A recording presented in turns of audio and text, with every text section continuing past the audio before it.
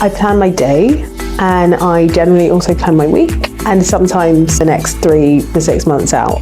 But I start the planning the day before. So I figure out what are some of the key things that I need to do the day before. And the thing that I do constantly on the go is my iPhone. So I have my notes, I have a to-do list on my phone, and I'm constantly updating that.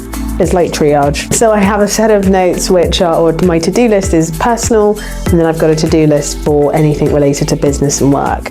And then on a daily basis, I work with other people to plan my day. So from a business and a work perspective, I work with my assistant. I plan my day in terms of the types of meetings that I want and who I need to speak to. I use a lot of color coordination in my calendar, just so I can quickly see the different types of meetings that I'm having, whether they're around business, whether they're around meeting clients or developing content or leading people or working with teams or whatever the thing is. I need to be able to categorize.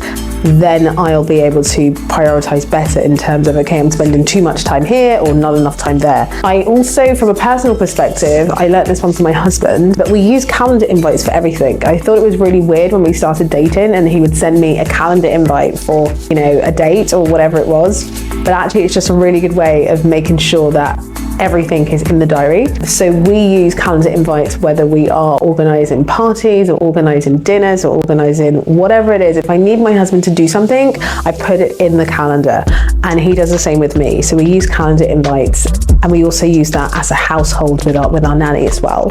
And then the other thing that we use is we use a lot of shared drives. So we use OneDrive. We have a shared OneDrive account, a shared MS Notes, and a shared Google Drive. And depending on what we're doing, we use those different platforms to ensure that we can access the right information. So that's a really good way of keeping us organized. And I think the more organized we are, the less we end up spending time on admin. So that's also a way of planning our day to ensure that we're not spending too much time on admin. So that's another way where we get organized.